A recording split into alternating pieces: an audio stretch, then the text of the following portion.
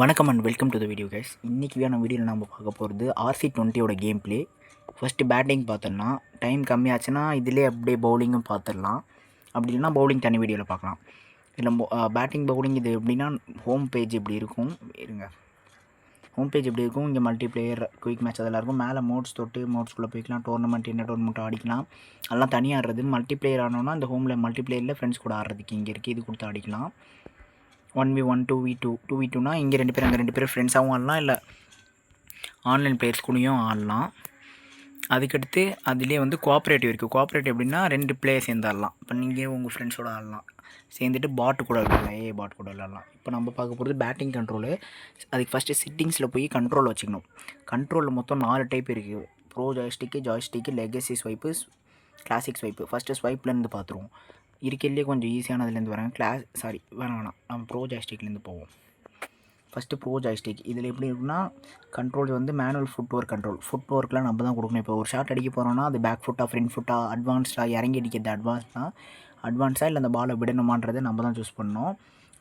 Short கண்ட்ரோலும் கம்ப்ளீட்டாக நம்ம இதுதான். என்ன ஷாட் அடிக்க போகிறோம், புஷ்ஷா ஸ்ட்ரோக்கா இல்லை லாஃப்ட் ஷாட்டா அப்படின்னு நம்ம தான் கண்ட்ரோல் பண்ணணும். டைரெக்ஷன் நம்ம தான் கொடுக்கணும்.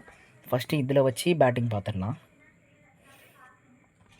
மேலே நெட்ஸ் தொட்டுட்டு பேட்டிங் ரேடிக்கல் பேட்டர் வச்சுக்கலாம். டிஃபென்சிவ்னா இப்போ இதெல்லாம் பேட்ஸ்மேனோட டைப். டிஃபென்சிவ், பேலன்ஸ்டு, ரேடிக்கல், ப்ரூட்டுன்றது எல்லா பாலையும் அடிக்க பார்க்குறது. இப்போ ஒரே ஷாட், இப்போ கவர்ஸில் அடிக்கிற ஷாட் நான் அடிக்கிறேன்னா ப்ரூட் ஒரு மாரி அடிப்பார். ரேடிக்கல் பிளேயர் ஒரு மாதிரி அடிப்பார். பேலன்ஸ் பிளேயர் ஒரு மாதிரி அடிப்பார். டிஃபென்சிவ் பிளேயர் அதே ஷாட்டை கொஞ்சம் டிஃபென்சிவாக அடிப்பார். இதுதான் இதில் இருக்க வேரியேஷன். இப்போ ரைட் ஹேண்ட் பேட்டர் வச்சுப்போம், ரேடிக்கல் வச்சுப்போம். பவுலர் நமக்கு போட போகிற பவுலர் பாட் பவுலர் ஃபாஸ்ட் பவுலர் வச்சுப்போம். Right hand side over the wicket போடுறாரு. இங்கே லெஃப்ட் சைடு போகிறது தான் ஓவர் த விக்கெட்டு, இந்தாண்டு இருந்தால் அரௌண்ட் த விக்கெட்டு. இப்போ ஃபாஸ்ட் பவுலர் எப்படி ஆடுறதுன்னு பார்க்கலாம். ஃபஸ்ட்டு அந்த பிச் கர்சர் பார்த்துக்கணும். இந்த பால் போட்ட சொல்கிறேன். பிச் கர்சர் பார்த்துக்கணும், எங்கே பால் போடுறாருன்னு பார்த்துக்கிறோம். அடுத்து இந்த ரைட் சைட்லேயே இந்த பால் காட்டும். இப்போ ரிவர்ஸ் ஸ்விங், எங்கே ஸ்விங் பண்ணுறாரு, உள்ளே வர பால் இது. இங்கே பேட்ஸ்மேன் இப்போ நவுத்தணும் இந்த ஷாட்டுக்கு அப்படின்னா என்ன பண்ணோன்னா இங்கே மூவ் பேட்ஸ்மேன் இருக்கும்.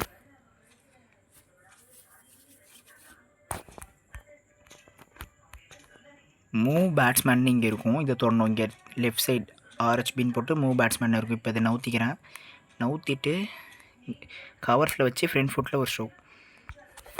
தப்பான ஷாட் தான், சும்மா நவுத்தணுன்றதுக்காக பேட்ஸ்மேன் நவுத்துனேன். இந்த கிரிக்கெட் கேமில் முக்கியமான விஷயம் என்னன்னா டைமிங்கு. மேலே டைமிங் மீட்டர் ஓடும். இங்கே ஏர்லி, பர்ஃபெக்ட், லேட்டுன்னு இந்த பர்ஃபெக்ட் இங்கே இருக்குல்ல ப்ளூ கலர் டாட், அதேமாரி நம்ம கரெக்டாக ஷார்ட் க்ரீனில் அடித்தோன்னா 6 போகும். இந்த ஏர்லி பக்கத்தில் ஏர்லி நைஸ் ஸ்ட்ரைக் குட் அப்படின்னு வரும். அதெல்லாம் 6 போக வாய்ப்பு இருக்குது, இல்லை பவுண்ட்ரி போகும். ஏர்லி லேட்டாக அடிக்கிறதெல்லாம் லக் இருந்தால் தான் தப்பிக்கும், இல்லைனா இன்ஃபீல்டர் கையிலே போய் மாட்டிக்கும். இப்போ ஷார்ட்ஸில் மொத்தம் 3 ஷார்ட்ஸ் இருக்குது. Push, stroke, loft. புஷ் எப்படி அடிப்பார்னு பார்த்துலாம், லாஃப்ட் எப்படி அடிப்பார்னு பார்த்துலாம், ஸ்ட்ரோக் எப்படி அடிப்பார்னு பார்த்துலாம். அதுக்கு முதல்ல ஸ்டெப்பு பேட்டிங் ஆடும்போது என்ன பண்ணோன்னா இந்த ப்ரோ ஜாய்ஸ்டிக்கில் இப்போ இந்த பாலை பார்த்துட்டு அதுக்கேற்ற மாரி சூஸ் பண்ணிடணும். சைடை சூஸ் பண்ணி இங்கே வச்சிடணும். கீழே ஜாய்ஸ்டிக் பார்த்து தெரியும். சூஸ் பண்ணி அப்படி விட்டுறணும், பிடிச்சிட்டே இருக்கக்கூடாது. விட்டுட்டு ஷார்ட்டை செலக்ட் பண்ணிக்கணும். இப்போ நான் இந்த பால் பர்ஃபெக்டாக ஆடி காட்டுறேன். அவுட் ஸ்விங் போகிற பாலே கவர்ஸில் வைக்கிறேன். இது புஷ் அடிக்கிறேன். ஃப்ரண்ட் ஃபுட்டில் ஒரு சின்ன புஷ். இப்போது அதை எப்படி ஆடுறதுன்னு பார்த்துச்சு. அடுத்த பால் பார்ப்போம். அடுத்த பால் இப்போ இதுவும் அவுட் ஸ்விங்கிற அதே கவர்ஸ் திசையில் வச்சுப்போம். ஸ்ட்ரோக் இதை எப்படி ஆடலான்னு பார்க்கலாம். ஃப்ரண்ட் ஃபுட்டில் பவுலரை பொறுத்த வரைக்கும் நம்ம ஷாட் செலக்ட் பண்ணுற டைமிங் மாறும். இப்போ இது ஒரு ஃபாஸ்ட் பவுலர் ஃபாஸ்ட் பவுலர் 140 அப்படின்ற ரேஞ்சில் போடுவார்னு வச்சுக்கோங்க. அப்படின்னா என்ன பண்ணணும்னா பவுலர் கையிலேருந்து பால் ரெடிஸ் ஆகும்போதே தொடணும். இப்போ இதை பேக் ஃபுட்டில் ஆடலாம். இந்த பாலை பேக் ஃபுட்டில் ஒரு சின்ன புஷ், பவுலர் கையில் ரெடிஸ் ஆன உடனே வச்சுட்டேன். கரெக்டாக புஷ். இந்தமாரி ஷாட் மேலே பர்ஃபெக்ட் அதுக்கிட்ட வரணும். இப்போ நார்மலாக ஃபாஸ்ட் பவுலர் ஒரு ஷாட் போட்டு அடுத்து ஸ்பின்னர் எப்படி ஆடலான்னு பார்த்துக்கலாம். ஃபஸ்ட்டு செலக்ட் பண்ணிக்கணும். பேட்ஸ்மேன் நவுத்துறதுனா நவுத்திக்கணும். அடுத்து லாஃப்டாக என்னென்னு கொடுத்துக்கணும். இப்போ என்ன ஃபுட்டில் ஆடணும்னு சூஸ் பண்ணிக்கிறோம். பேக் ஃபுட் நான் சூஸ் பண்ணேன், அதனால் பேக் ஃபுட்டில் ஆடினார். இது அட்வான்ஸ்னால் இறங்கி அடிப்பார். ஃப்ரண்ட்டுனா நார்மல் ஃப்ரண்ட் ஃபுட்டில் ஆடுவார். லீவ்னால் அந்த பாலை விட்டுருவார். டெஸ்ட் மேட்ச்சில் தான் மோஸ்ட்லி இந்த பால் விடுறதுலாம் வரும். ஏன்னா தேவையில்லாத பால் ஸ்விங்காக ஒரு பாலை தொட்டு நான் அவுட் ஆகிடுவோம். இது கொஞ்சம் லேட்டாக ஆடிட்டேன். அதேமாரி இதில் நம்ம ஃபுட் கண்ட்ரோல் எல்லாம் நம்மகிட்ட இருக்குது, ஷார்ட் கண்ட்ரோல் நம்மகிட்ட இருக்குது. டக்கு டக்குன்னு சூஸ் பண்ணணும். இது ஃபாஸ்ட் பவுலர்னால் இன்னும் கொஞ்சம் ஸ்பீடாக இருக்கணும். டக்குன்னு நம்ம சூஸ் பண்ணிடணும், டக்குன்னு டிசைட் பண்ணி வச்சிடணும். இல்லைனா ரொம்ப கஷ்டம் விளாட்றது. எல்லாம் இல்லை, எல்லா கண்ட்ரோலுமே நம்மகிட்ட தான் இருக்குது. ஷார்ட் கண்ட்ரோல் கூட இது கூட ஷார்ட்டை கூட போய் மேனுவலில் மாற்றிக்கலாம். இந்த ஷார்ட் எதுக்கு ஆடுறோன்றது மாரி மாற்றிக்கலாம் ஷார்ட்டோட ஆக்ஷன். இப்போ இதே அப்பர் கிட்ட வேறு மாரி ஆடலாம், அந்த மாரி இருக்கும். இப்போ ஸ்பின்னர் எப்படி ஆடுறது பார்த்துடலாம். ஆஃப் ஸ்பின்னர் பார்த்துடலாம். இப்போ வந்து என்ன ஃபாஸ்ட் பவுலர் இருக்குது, ஆஃப் ஸ்பின் போகிறார். உள்ளே வர பால் இதில் மோஸ்டான ட்ரிக் என்னென்னா வர சைடே பால் அடிச்சிடணும். இப்போ உள்ள ஒரு பாலை இந்த சைடு லெக்கில் அடிக்கணும். இப்போ வெளில போகிற பால்னால் ஆஃபில் அடிச்சிடணும். அது போகிற டேரெக்ஷனில் அடித்தா கொஞ்சம் அடிக்கிறது ஈஸி. அகெயின்ஸ்ட் த பாலுக்கு அகெயின்ஸ்டாக போகிறது, அக்ராஸ் த லைன் போகிறது கொஞ்சம் கஷ்டம். பழக பழக வேணால் அடிச்சுக்கலாம். ஆனால் மோஸ்ட்டாக வந்து பால் போகிற சைடே அடிச்சுக்கலாம். இந்த டாப் ஸ்பின்னை இது தப்பான ஷாட்டு. இப்போ ஸ்பின்னர் எப்படி ஆடணும்னா ஃபாஸ்ட் பவுலர் வந்து கையிலேருந்து ரிலீஸ் ஆகிறத பார்த்துட்டு ரிலீஸ் ஆன உடனே பண்ணிக்கணும். ஆனால் ஸ்பின்னர் அப்படி கிடையாது. ஸ்பின்னர் வந்து மேக்ஸிமம் ரேஞ்சு 90 to 100 அந்தமாரி தான் போடுவாங்க, 90, 80 to 100. அப்போ என்ன பண்ணணும், பிச்சாக கிட்ட வரும்போது அடிக்கணும். இப்போ இது கரெக்டாக இருக்கும். அதுக்குன்னு பிச்சாகிற வரைக்கும் வெயிட் பண்ணி அடிக்கக்கூடாது. பிச்சாகிறதுக்கும் கொஞ்சம் முன்னால் அடிச்சிடணும். எனக்கு ஒரு ஷாட் அடித்து காட்டுறேன். இப்போ இந்த பாலை வந்து லாஃப்ட் ஆடி பார்க்கலாம். ஃப்ரண்ட் ஃபுட்டில் தான், பிச்சாகிறதுக்கும் கொஞ்சம் முன்னால். நான் ரொம்ப முன்னால் அடிச்சிட்டேன் ஏர்லி. இதுலேயும் அதே தான், ஃபுட் செலெக்ஷன் எல்லாமே அது தான். இதுவும் நம்ம பார்த்துக்கணும். மீதி 3 கண்ட்ரோல் பார்த்துருவோம். அதை வந்து வெறும் ஃபாஸ்ட் பவுலர் வச்சு மட்டும் பார்த்துருவோம். இப்போ இது ஒரு ஸ்ட்ரோக் வைப்போம். ஆஃப் சைடில் போகிற சைட்லேயே ஒரு சின்ன ஸ்ட்ரோக், அவ்வளோதான்.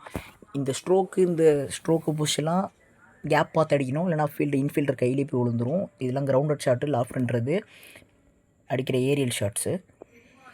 ஓகே, இப்போ வந்து மீதி இருக்க 3 செட்டிங்ஸ்லையும் டக்கு டக்குன்னு ஃபாஸ்ட் பவுலர் எப்படி ஆடுறதுன்னு பார்த்துடலாம். ஏன்னா ஸ்பின்னர் போதும், ஒரு இதுக்கே பார்த்துடலாம், இல்லைனா டைம் அதிகமாகும்.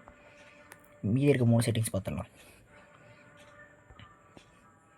அடுத்த செட்டிங்ஸ் வந்து ஜாய்ஸ்டிக், வெறும் ஜாய்ஸ்டிக். இதில் என்ன ஒரு ப்ளஸ்னால் ஃபுட் ஒர்க் வந்து ஆட்டோமேட்டிக். இப்போ ஃபுட் சூஸ் பண்ணிங்களா, இந்த பால் இறங்கி அது எனக்கு தெரியா வரல, எந்த பாலை பேக் ஃபுட் ஆடணும்னு தெரில, நான் தப்பாக போயிடுது அப்படின்னா இது யூஸ் பண்ணிக்கலாம்.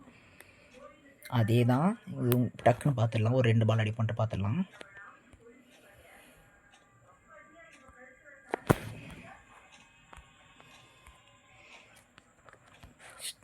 இப்போ இது ஸ்ட்ரைட்டாக வர பால் மூவ் பேட்ஸ்மேன் தெரியும்ல, அதேமாரி வச்சுட்டு ஜஸ்ட்டு இதில் நம்ம ஷார்ட்டோட டைப்பை மட்டும் தான் செலக்ட் பண்ணணும்.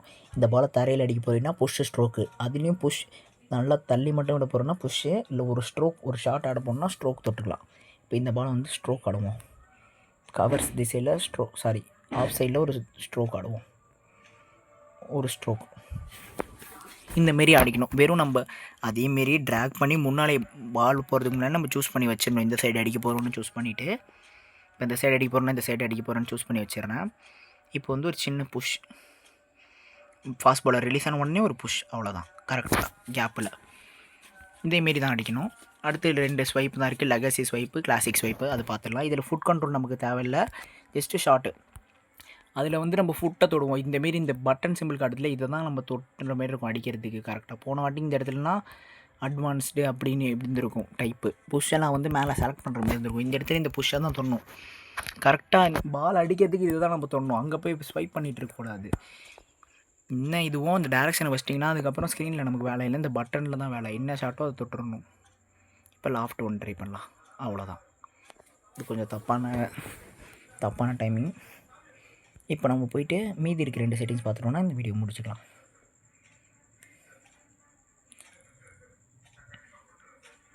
அடுத்த செட்டிங் ஸ்வைப்பு கொஞ்சம் ஈஸியாக தான் இருக்கும். ஏன்னா இதில் ஃபுல் ஷார்ட் கண்ட்ரோல் நமக்கு தான், ஓல்ட் ஸ்வைப் கண்ட்ரோல். அதேமாரி பல இதில் ப்ரோ ஜாஸ்டிக்கில் பார்த்தாலும் ஃபுல் ஷார்ட் கண்ட்ரோல் நம்மகிட்ட தான்.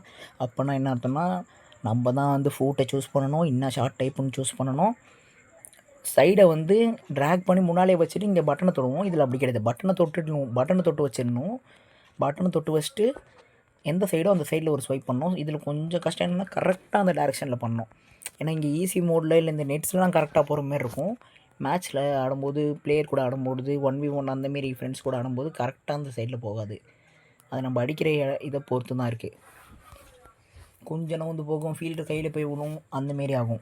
அது எப்படின்னா பேட்டில் மிடில் ஆஃப் த பேட் பட்டால் தான் கரெக்டாக நம்ம நினைக்கிற இடத்துல போகும், மற்றபடி போகாது. அதுக்கு தான் இந்த டைமிங் முக்கியம், மேலே இருக்க டைமிங் முக்கியம், கரெக்டான டைம் பண்ணணும். இப்போ அதுக்கும் இந்த புஷ் அந்த ஃபஸ்ட்டு ப்ரோ ஜாய்ஸ்டிக் அதே மாதிரி தான் ஷார்ட்டை செலக்ட் பண்ணிக்கிறேன்.